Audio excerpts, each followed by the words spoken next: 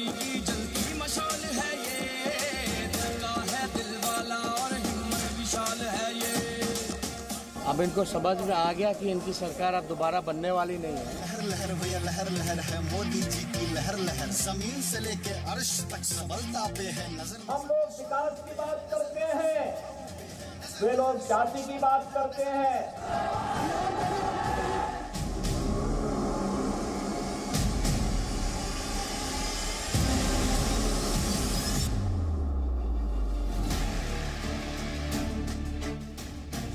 ये बाबा हमेशा कहते थे कि शेर का बच्चा होगा तो जंगल चीर के निकलेगा, गीदड़ होगा तो मारा जाएगा।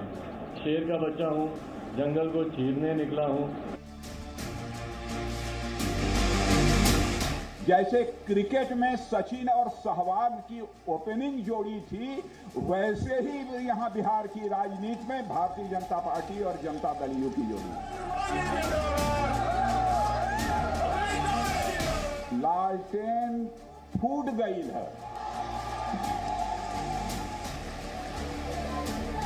अरे सुना था, हमरो सुना, लालटेन फूट गई है, अब तेल बह गई है।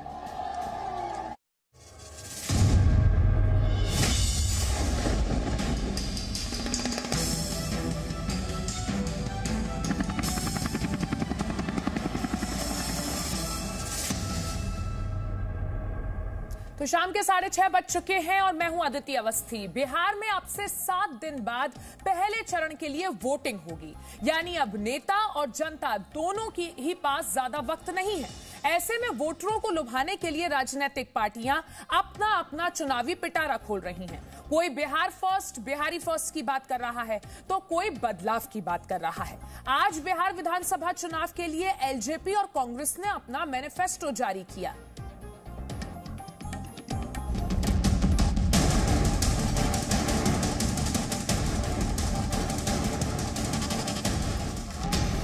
बिहार में चुनाव करीब आ गए हैं। अब पहले चरण की वोटिंग में सिर्फ 1 हफ्ते का वक्त रह गया है। ऐसे में चुनावी मैदान नए वादों और घोषणाओं से भरा हुआ है। एलजेपी अध्यक्ष चिराग पासवान ने आज अपनी पार्टी का विजन डॉक्यूमेंट जारी किया। चिराग ने इस घोषणा पत्र की पहली कॉपी अपनी मां को सौंपी और उनका आशीर्वाद लिया। बिहार के चुनाव में इस वक्त बेरोजगारी सबसे बड़े मुद्दों में से एक है। ऐसे में एलजेपी ने अपने घोषणा पत्र में राज्य में बड़े स्तर पर मेडिकल कॉलेज, इंजीनियरिंग कॉलेज खोलने का वादा किया है और रोजगार देने के लिए रोजगार पोर्टल बनाने की बात कही है। जब तक हमारा प्रदेश बढ़ेगा नहीं, ये मूल इसके आधार में है शिक्षा। जब तक आप पढ़ेंगे नहीं, आप जागरूक नहीं होंगे। आप जागरूक नहीं होंगे, आप अपने अधिकारों को नहीं जानेंगे। अधिकारों को जानना जरूरी है, अधिकारों के लिए लड़ना जरूरी है, जो शिक्षा आपको देगी। एलजेपी का नारा है बिहार फर्स्ट, बिहारी फर्स्ट। इसी नारे के साथ चिराग पासवान चुनावी रण में उतरे हैं। विजन डॉक्यूमेंट के साथ ही चिराग पासवान ने अपने विपक्षियों को एक संदेश भी दिया है। ये बाबा हमेशा कहते थे कि शेर का बच्चा होगा तो जंगल चीर के निकलेगा, गीदड़ होगा तो मारा जाएगा। शेर का बच्चा हूँ, जंगल को चीरने निकला हूँ। एनडीए से अलग हुए लेकिन बीजेपी के साथ खड़े चिराग ने एक बार फिर नीतीश कुमार के नेतृत्व पर सवाल खड़े किए और उन्हें जातीय राजनीति को बढ़ावा देने वाला बताया। मौजूदा मुख्यमंत्री को भी देखकर मुझे ताज्जुब होता है, आश्चर्य होता है कि भैया आप किस तरीके से जातीयता को आप बढ़ावा देते हैं। जहां एक तरफ बिहार का नेतृत्व करने के नाते आपकी प्राथमिकता होनी चाहिए कि कैसे जाति व्यवस्था हमारे प्रदेश से खत्म हो, कैसे कम्युनलिज्म। और हमारे मुख्यमंत्री बोलते हैं कि भैया जीरो टॉलरेंस है हमारा कम्युनलिज्म के प्रति, सांप्रदायिकता के खिलाफ हमारा जीरो टॉलरेंस है। पर वहीं दूसरी तरफ खुद जो व्यक्ति जातीयता को, जो व्यक्ति सांप्रदायिकता को बढ़ावा देता हो, उसके नेतृत्व में बिहार के विकास की कल्पना करना हो सकता है।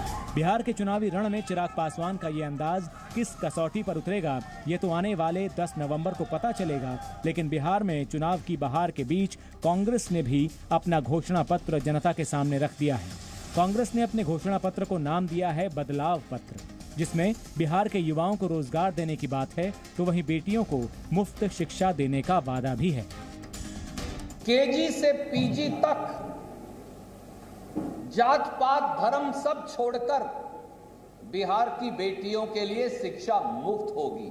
केजी से पीजी यानी केजी से पोस्ट ग्रेजुएट तक बेटियों की शिक्षा मुफ्त। बिहार में विजन काम आएगा या बदलाव रंग लाएगा, ये तो नतीजे बताएंगे और नतीजे तय करेगी जनता कि आखिर उन्हें बिहार में किसकी बहार चाहिए। संवाददाता ब्रजेश मिश्रा, रवि त्रिपाठी के साथ ब्यूरो रिपोर्ट, जी मीडिया। और जी मीडिया संवाददाता ब्रजेश मिश्रा इस वक्त लाइव है हमारे साथ। तो ब्रजेश, चिराग पासवान कह रहे हैं शेर का बच्चा हूं, तो शेर जंगल का राजा होता है। बिहार की राजनीति में राजा बनने की कोशिश।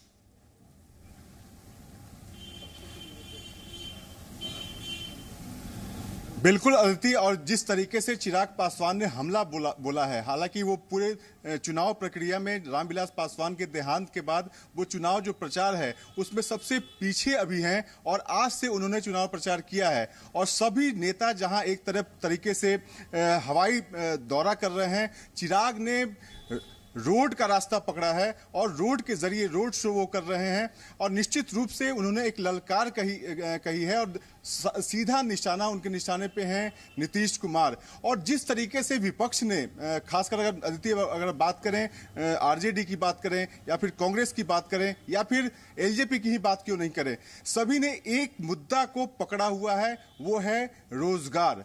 और वो है रोजगार, लगातार इस बारे में बात कर रही है। और जो विजन डॉक्यूमेंट हो या बदलाव पत्र हो या फिर जो आरजेडी का घोषणा पत्र हो, सब में जो निशाना साधा गया है वो युवा पीढ़ी को साधा गया है। और यही बताने की कोशिश की जा रही है सभी पार्टियों की तरफ से कि अब बदलाव की जरूरत है। नीतीश कुमार अब पुराने हो गए हैं, अब नया चेहरा, युवा चेहरा आना चाहिए ताकि यहाँ पे कल कारखाने लग सकें, उद्योग लग सकें, लोगों को रोजगार मिले।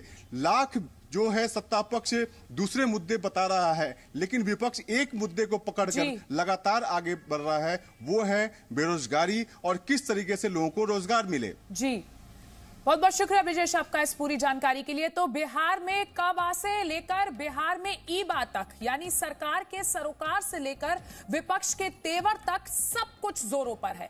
बिहार विधानसभा चुनाव के प्रचार में राजनीतिक दल जनता को अपने अपने पक्ष में करने की पूरी कोशिश कर रहे हैं। चुनावी रण में वार और पलटवार की जुबानी जंग भी हम आपको सुनाएंगे, लेकिन उससे पहले दिखाते हैं बिहार चुनाव प्रचार के लिए कौन से बड़े चेहरे मैदान में हैं। तो ये आपको दिखा रहे हैं बिहार चुनाव के लिए वो बड़े चेहरे जो इस बार मैदान में हैं आपकी टीवी स्क्रीन्स पर। तेजस्वी यादव हों या साथ ही उत्तर प्रदेश के मुख्यमंत्री योगी आदित्यनाथ, बीजेपी के अध्यक्ष जेपी नड्डा और रक्षा मंत्री राजनाथ सिंह, जेडीयू से नीतीश कुमार, एलजेपी के अध्यक्ष चिराग पासवान और आरजेडी नेता तेजस्वी यादव इस वक्त बिहार में राजनीतिक सरगर्मी को तेज करने का काम कर रहे हैं। बड़े चेहरे, बड़े दांव हर पार्टी के, क्योंकि बिहार का चुनाव हर मायने में न सिर्फ बिहार के लिए बल्कि देश की राजनीति के लिए बेहद अहम है। और बिहार के चुनावी रण में योगी आदित्यनाथ ने आज जमुई में रैली की। इस दौरान सीएम योगी ने ओवैसी और राहुल गांधी पर एक साथ निशाना साधा। योगी ने कहा कि राहुल गांधी और ओवैसी पाकिस्तान की तारीफ करते हैं। जो पाकिस्तान की तारीफ करते हैं वो देश का हित कैसे करेंगे। कश्मीर से धारा 370 हटने पर राहुल और ओवैसी दोनों को बेहद तकलीफ है। सुनिए उनकी बात। कांग्रेस के एक नेता का बयान आपने पढ़ा होगा, सुना होगा, वह पाकिस्तान की तारीफ कर रहे हैं। इस समय दो ही लोग पाकिस्तान की तारीफ करते हैं, या तो राहुल गांधी या ओवैसी। मान रहे हैं ना? क्या इन दोनों से देश के हितों की कोई कल्पना आप करते हैं क्या? क्या ये देश का हित करेंगे? इसीलिए लोग क्या बोलते हैं उन्हें,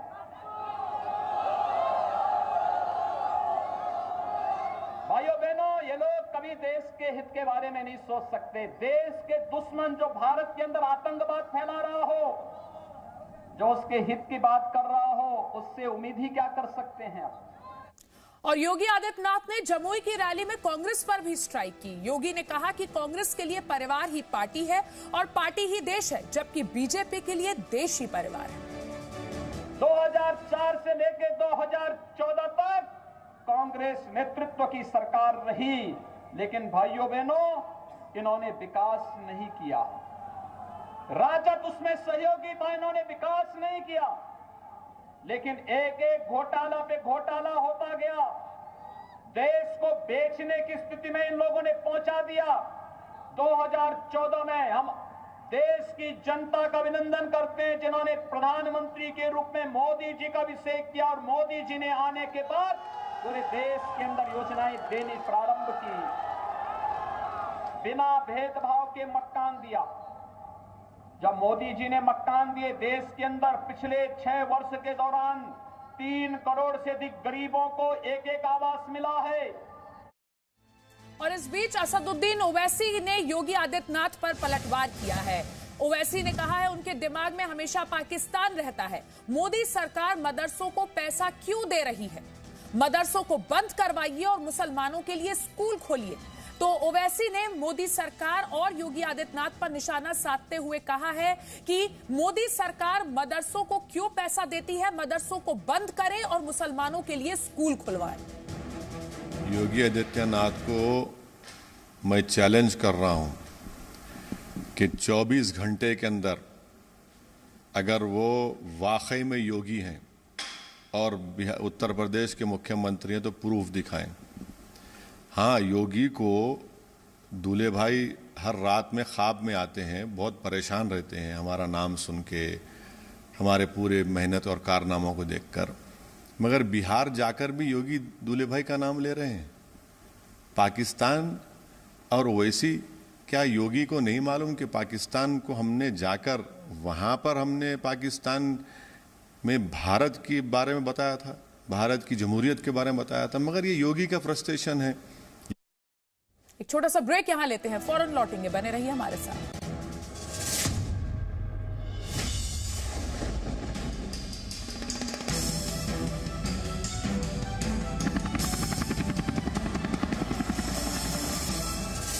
Presenting B News app, available on Google Play and App Store. Download it now.